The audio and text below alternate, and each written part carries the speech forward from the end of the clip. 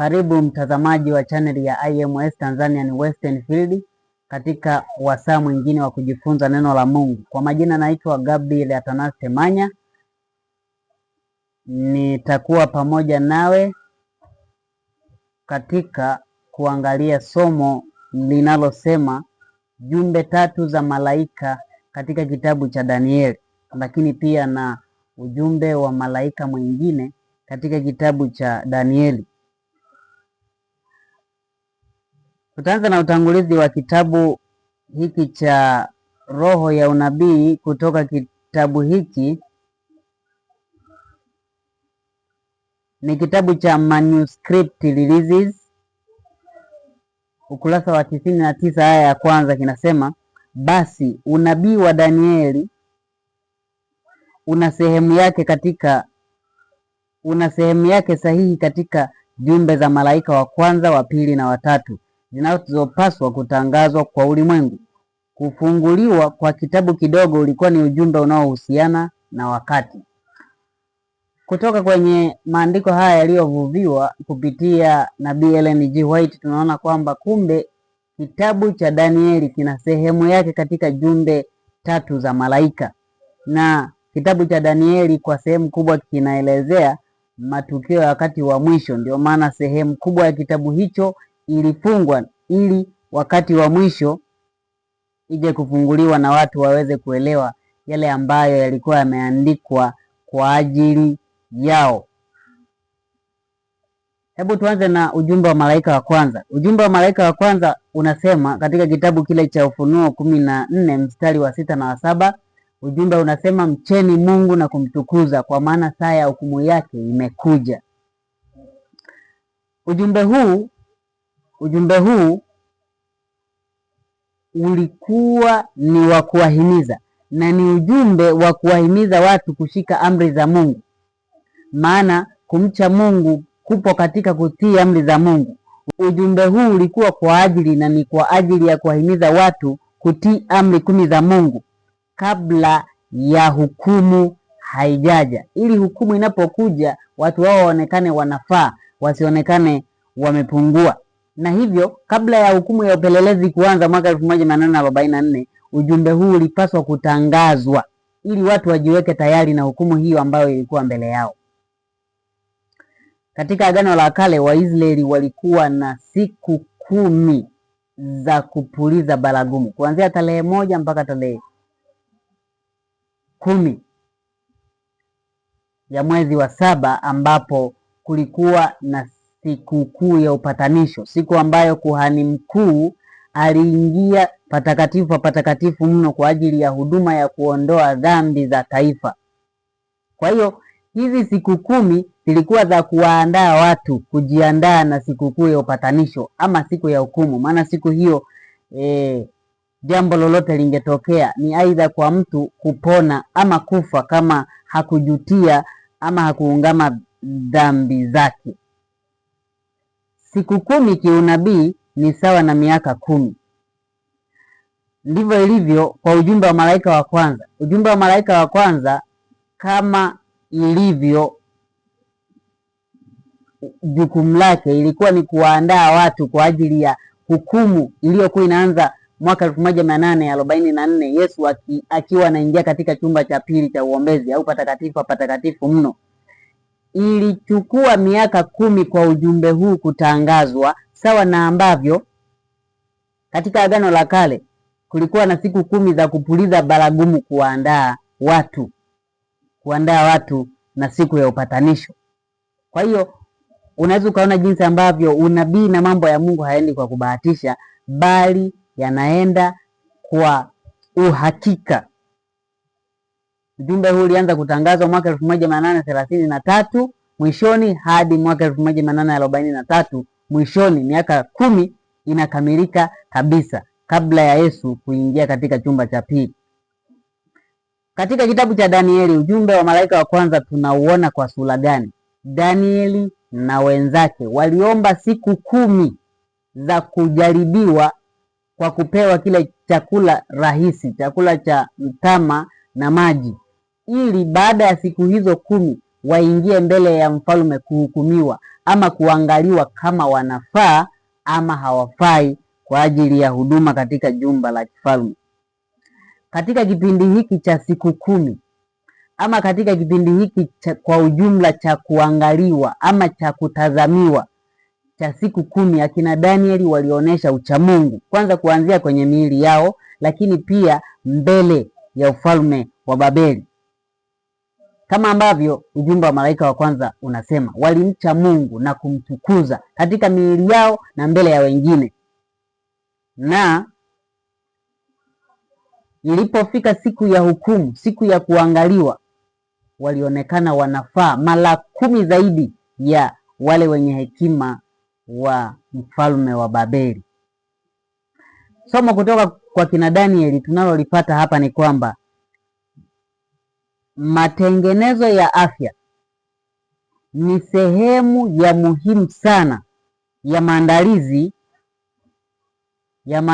ya kufaulu kile kipimo au hukumu ya upelelezi inayoendelea sasa. Matengenezo ya afya. Vitabu vya Roho ya Nabii Shuhuda inaeleza kwamba ujumbe wa afya ama matengenezo ya afya ni sawa ulivyo mkono kwenye mwili. Ujumbe wa afya au matengenezo ya afya ni sawa na ulivyo mkono kwenye mwili. Maanake ni kwamba matengenezo ya afya yakiondolewa, yakadharauliwa, yasionekane kama yana umuhimu katika swala hili ama katika kipindi hiki, maana yake ni kwamba ni mwili bila mkono. Maana yake kwa uhalisia ni kwamba kwa mtu ambaye anapuuzia matengenezo ya afya katika wakati huu, anaingia katika hatari ya kutokufaa, ataonekana hafai katika hukumu hii ya upelelezi inayoendelea mbinguni. Tukichukulia kwa urahisi, basi tutapimwa na tutaonekana tumepungua, maana maandiko yanasema tunapimwa kwa kweli tulizopewa. Ikiwa tutaonekana hatuishi sawasawa na kweli tulizopewa, basi tutaonekana tumepungua, kama ambavyo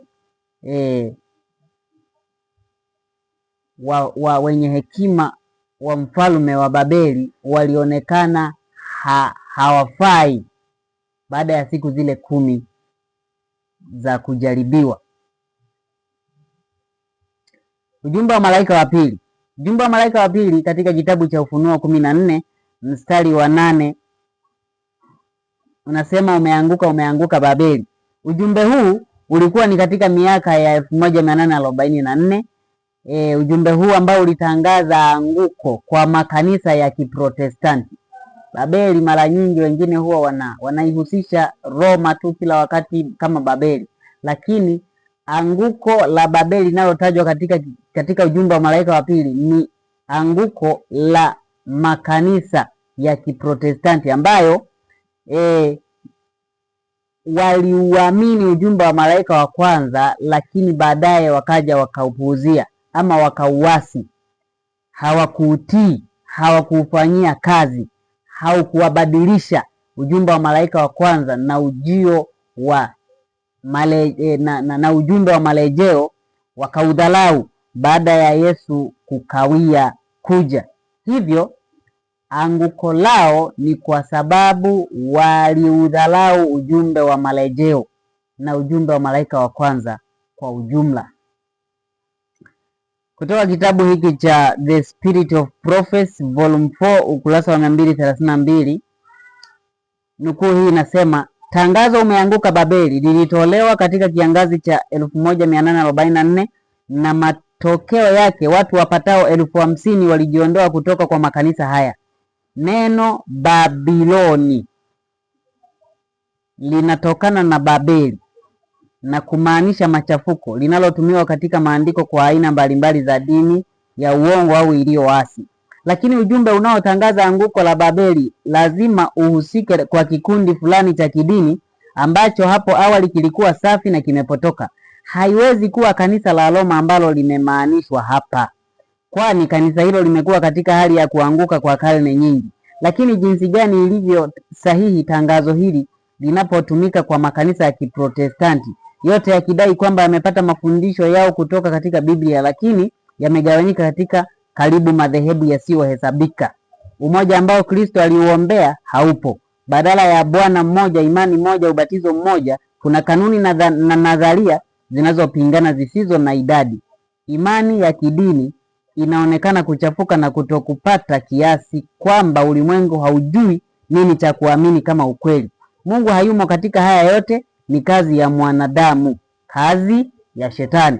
Kwa hiyo hapa katika nukuu hii tunaona kwamba kumbe Babeli hiyo inayomaanisha katika ujumbe wa malaika wa pili inafaa kabisa kutumika katika makanisa ya Kiprotestanti ambayo yalikuwa yakidai kwamba yamepata mafundisho kutoka kwenye Biblia lakini yamegawanyika. Maana Babeli maana yake ni machafuko, kama ambavyo madhehebu haya ya Kiprotestanti yalipoukataa ujumbe wa malaika wa kwanza, basi yakarudia hali yake ile ile ya kutofautiana, wakati Mungu alikuwa akiwaita ili waungane, watengeneze kikundi kimoja chenye imani moja. Na kwa sababu ombi la Kristo katika kitabu cha Yohana 17 ni kwamba wanafunzi wake wote wawe na umoja kama yeye Kristo alivyo na umoja na Baba. Hivyo makanisa ya Kiprotestanti hayakukubali wito huo wa Mungu wa kuja pamoja ili kutengeneza kundi moja la waumini, na hivyo makanisa haya yakatamkiwa anguko.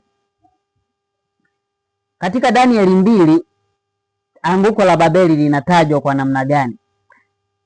Anguko la Babeli lilitajwa katika tafsiri ya ndoto ya mfalme Nebukadreza alipoota ndoto ya ile sanamu iliyomsumbua sana, na wakati akipewa tafsiri aliambiwa, umeanguka Babeli na ufalme wako, umeanguka mfalme wa Babeli na ufalme wako. Kwa sababu gani? Katika mstari wa 39 Danieli 2 nasema, baada ya zamani zako utainuka ufalme mwingine mdogo kuliko wewe. Katika tafsiri hii ufalme wa Babeli ulitamkiwa anguko kwa sababu ya kwamba kumbe ufalme mwingine ungekuja baada ya ufalme wa Babeli. Maana yake haukuwa ufalme ambao ungedumu daima, bali ungeanguka. Kwa hiyo anguko alitamkiwa mfalme wa Babeli Nebukadreza kwamba anguko linakuja, lipo la ufalme huu wa Babeli. Kama ambavyo ufalme wa Babeli ulipewa mamlaka na Mungu, lakini ukashindwa kuitumia vyema mamlaka hiyo na baadaye kutangaziwa anguko, ndivyo ambavyo waliotangaza ujumbe wa malaika wa kwanza walipata fursa ya kumtumikia Mungu hata kufikia ili wafikie matengenezo kamili ambayo Mungu alikuwa anayatarajia, lakini wengi wao wakashindwa na hatimaye wakatangaziwa anguko na wale ambao waliuamini ujumbe wa malaika wa kwanza, kama ilivyokuwa kwa kipindi cha kina Danieli. Wale ambao walimtukuza Mungu katika miili yao, katika maisha yao, akina Danieli ndio ambao walimtamkia mfalme wa Babeli anguko, kwamba utaanguka, si wao kwa mapenzi yao ama kwa kujisifia, bali kwa sababu neno hilo limetoka kwa Mungu. Hivyo ndivyo ambavyo hata walioutangaza ujumbe wa malaika wa kwanza wakauamini, ukawajenga, ukawabadilisha, ndivyo ambavyo walitangaza ujumbe wa anguko kwa wenzao ambao walirudi nyuma, si kwa sababu wao walikuwa watakatifu sana, bali kwa sababu ni neno lililotoka kwa Mungu la kutamkiwa hukumu kwa hao ambao walipuuzia ujumbe wa marejeo ya Kristo. Hivyo ndivyo ambavyo ujumbe wa anguko la Babeli utatangazwa kwao waliouamini ukweli wa leo, lakini hawakufanyia kazi wala haukuwabadilisha. Kila ujumbe ulikuwa kwa muda wake, lakini historia yake itajirudia kila wakati mpaka mwisho wa dunia, kama ambavyo Sulemani katika kitabu cha Mhubiri anasema yaliyokuwako ndio atakayokuwako, hakuna jipya chini ya jua, katika Mhubiri 1 mstari ule wa 9. Hebu tuangalie ujumbe wa malaika watatu katika kitabu cha Danieli. Ujumbe wa malaika watatu katika kitabu cha Ufunuo 14 mstari wa 9 hadi wa 12 unaionya dunia na unawaonya wakazi wote wa dunia kuhusiana na swala la kumsujudia mnyama na sanamu yake na kuipokea chapa yake. Hivyo ujumbe huu ni wa kuionya dunia juu ya swala hilo, mnyama akiwa ni upapa, sanamu yake ikiwa ni Marekani au muungano wa makanisa ya Kiprotestanti, na chapa ya mnyama ikiwa ni sabato bandia ya Jumapili. Kama ambavyo Jumapili itasimamishwa kisheria kama sabato ya kidunia ambayo ni badala ya sabato ya siku ya saba ya muumba wa mbingu na nchi, ndivyo ambavyo katika kitabu cha Danieli sura ya 3 sanamu ya dhahabu ya mfalme Nebukadreza ilisimamishwa ili watu waisujudie.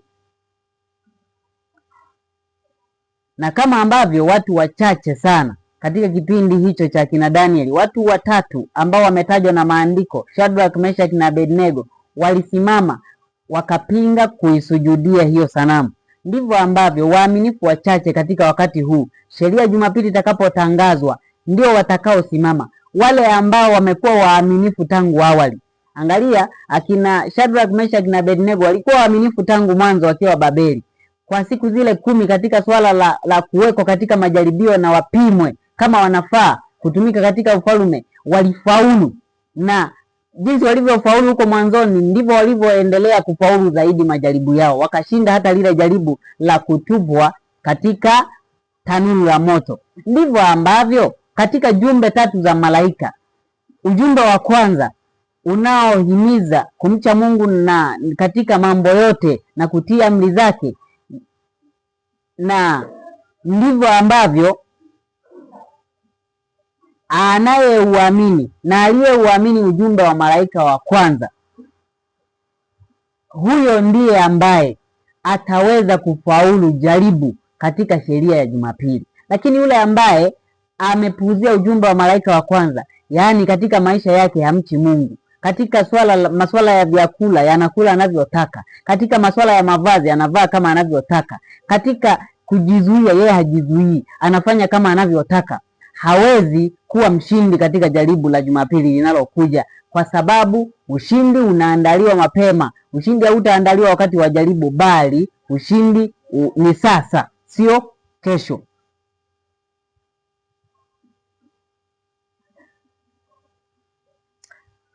Tuangalie ujumbe wa malaika mwingine wa Ufunuo 18 katika kitabu cha Danieli. Tangazo la anguko la Babeli katika Ufunuo 18 ni hukumu tangazo la anguko na hukumu ya Babeli katika Ufunuo 18 hulenga uasi wa mifumo yote ya kidini, yaani kuanzia mama wa makahaba, mabinti zake na wote walioshirikiana na Babeli kwa namna yote. Na watu wote sasa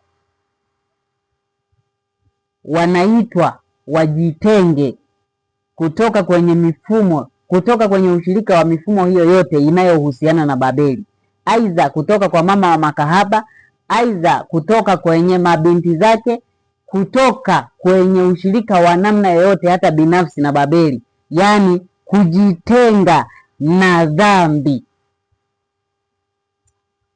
Katika kitabu cha Danieli sura ya 4 tunaona ujumbe wa Ufunuo 18 wa yule malaika mwingine. Katika kitabu cha Danieli 4 tunaona kwamba katika ile tafsiri ya Danieli, akimpa tafsiri ya ile ndoto ambayo mfalme Nebukadreza alikuwa ameiota kuhusiana na ule mti, Danieli akiwa anamweleza alimwambia kwamba malaika mlinzi aliamuru ule mti mrefu uliofika hata mbinguni ukatwe na viumbe wote waliokuwa chini ya ule mti watoke chini yake. Walikuwepo wanyama pale chini, ndege na viumbe wengi. Unafahamu katika unabii wanyama kiunabii huwakilisha falme au mataifa. Maana yake ni kwamba ufalme wa Babeli ulikuwa umeweka chini falme na mataifa mbalimbali. Yote yalikuwa yanategemea chakula cha kimwili na kiroho kutoka Babeli, yaani ibada ya Babeli, lakini pia misaada mbalimbali ya kiuchumi ilikuwa mataifa hayo yalikuwa yanategemea Babeli. Ndivyo ambavyo sasa matukio hayo katika kitabu cha Danieli 4 ambayo yalikuwa halisi yakiwakilisha mambo ya kiroho ya wakati huu wa mwisho. Wakati huu wa mwisho ndiyo yanatimia na yatatimia kwa hali yake ya kiroho kama ilivyotarajiwa. Babeli kwa kipindi kile ilikuwa Babeli halisi, lakini kwa sasa ni Babeli ya kiroho. Katika kitabu cha Ufunuo 17 imetajwa Babeli mkuu, mama wa makahaba. Huyo ndiye anachukua, Rumi ndiyo inayochukua jina la Babeli ya zamani, na Babeli hii ndiyo ambayo wafalme wa nchi, mifumo ya kidini na mifumo mbalimbali ya kiuchumi imeshikiliwa na Rumi. Kwa hiyo wengi wameshirikiana na Rumi hata kumwacha Mungu ili waweze kupata faida, kama ambavyo wanyama mbalimbali, ndege walikuwa chini ya ule mti mkubwa na hatimaye ukakatwa. Ndivyo ambavyo Babeli ya kiroho na yenyewe chini yake kuna wanyama, ndege na kila kitu. Katika kitabu cha Ufunuo 18 mstari ule wa 2 anasema, akalia kwa sauti kuu akisema, umeanguka Babeli ule mkuu, umekuwa maskani ya mashetani na ngome ya kila roho mchafu na ngome ya kila ndege mchafu mwenye kuchukiza. Kwa hiyo Babeli hii ya kiroho ya wakati huu wa mwisho ikiongozwa na mama wa makahaba, yaani Rumi, ndiyo ambayo chini yake kuna kila aina ya uchafu. Wengi mifumo ya kidini imejishikiza ama inashirikiana na Rumi, kama vile ambavyo Uprotestanti ulioasi unavyoshirikiana na Rumi ili kujipatia na kujijenga katika ufalme wa dunia hii. Lakini pia wafanyabiashara mbalimbali, mataifa mbalimbali yanaanguka na kuisujudia Rumi ili tu kujipatia vipato, kufaidika katika maisha haya ya sasa, huku mataifa hayo na watu hao, mifumo hiyo ya kidini ikimwacha mbali, ikipiga magoti mbele ya Rumi na kwa niaba ya shetani.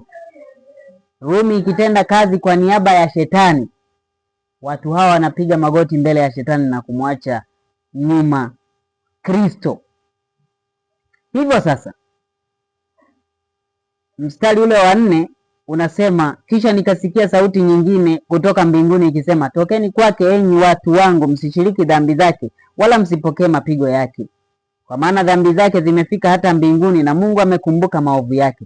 Hivyo kama ambavyo ule mti ulikuwa sana ukafika mpaka mbinguni, ndivyo ambavyo Babeli hii ya kiroho nayo inatajwa, dhambi zake zimefika hata mbinguni. Wakati wake wa kuhukumiwa umefika, na watu sasa wanaambiwa watoke kwake ili wasishiriki dhambi wala kupokea mapigo ambayo yatakuja kwa ajili ya hiyo Babeli. Wito wetu ni kwamba tunapaswa kujitenga na dhambi ya kila aina, dhambi yoyote, na huo ni wito wa ujumbe wa malaika wa kwanza unaotuita kujitenga na kila dhambi. Kumcha Mungu na kumtukuza ni kuondokana na dhambi zote na uovu wote. Tunapaswa kuangalia na kuutazama ujumbe huu wa malaika wa kwanza kwa umakini sana. Huu ndio utakaotusaidia kusimama wakati wa jaribu. Kitabu hiki cha Ufunuo sura ya 3 wa Filadelfia ambao walitangaza ujumbe wa malaika wa kwanza waliambiwa hivi: kwa kuwa umelishika neno la subira yangu, mimi nami nitakulinda utoke katika saa ya kujaribiwa iliyo tayari kuujilia ulimwengu wote, kuwajaribu wakaao juu ya nchi. Ufunuo 3:10. Hapa anasema kwamba kwa kulishika neno la subira, Yesu anaahidi atakulinda, atatulinda tutoke katika saa ya kujaribiwa. Hivyo saa ya kujaribiwa kwa wakati huu ndiyo jaribu kuu la sheria ya Jumapili. Hivyo kumbe ushindi uko katika muda huu wa kujaribiwa, katika hizi siku 10, katika ujumbe huu wa malaika wa kwanza, katika utii na uaminifu kwa ujumbe huu wa malaika wa kwanza, ndipo uponyaji ulipo na ushindi ndipo ulipo. Tunapaswa kujiangalia sana katika mienendo yetu, tumche Mungu na kumtukuza. Katika matendo yetu tumche Mungu na kumtukuza, katika kula, katika kuvaa, katika mambo yote. Katika kitabu cha Wakorinto wa kwanza 10:31 inasema, basi mlapo au mnywapo au mfanyapo neno lolote, fanyeni yote kwa utukufu wa Mungu. Huo ndio wito wa ujumbe wa malaika wa kwanza. Tunapaswa kuutii, na hapo ndipo tutafaa kwa ushindi, kufaulu katika jaribu linaloujia ulimwengu la sheria ya Jumapili. Tutafaa kwa ajili ya uzima wa milele. Haya yote yanawezekanaje? Ni kwa kujisalimisha kikamilifu kwa Kristo. Kristo ndiye ngome yetu. Kristo ndiye nguzo yetu. Atatupatia Roho wake Mtakatifu, atatumwagia mvua ya masika katika wakati huu wa mwisho, tukiwa tunakaribia jaribu lile, ili kwamba wakati huu wa jaribu unapofika tuwe tayari ni washindi, si washindanaji tena wanaoshindana wakati huo, bali ushindi tukiwa tumeshaupokea tayari. Lakini pia kitabu cha Ufunuo 13:8 kinaeleza kwamba ushindi uko katika kumwamini Kristo, na majina yetu yakionekana katika kitabu cha uzima, ndipo tutakapomshinda mnyama na sanamu yake. Kwa hiyo kama majina yetu hayataonekana, hayatabaki katika kitabu cha uzima, basi hapo hatutaweza kushinda kwa njia nyingine yoyote. Lakini majina yetu yakiwepo pale, ushindi ni hakika. Ubarikiwe sana mpendwa kwa kutazama somo hili, tukiwa katika wakati huu wa mwisho, Yesu akiwa karibu sana kuja katika ulimwengu huu kuchukua watu wake. Basi tujiweke tayari, tukimtukuza Mungu, tukimcha yeye kwa kutii amri 10 zake na kwa kumwamini Yesu Kristo. Hapo ndipo uponyaji wetu ulipo. Kwa jina la Yesu, amina. Anatusihi, atuita kwa upole, usikawie rafiki, miaka yaenda mbio, mlango wafungwa ndugu, harakisha usichelewe.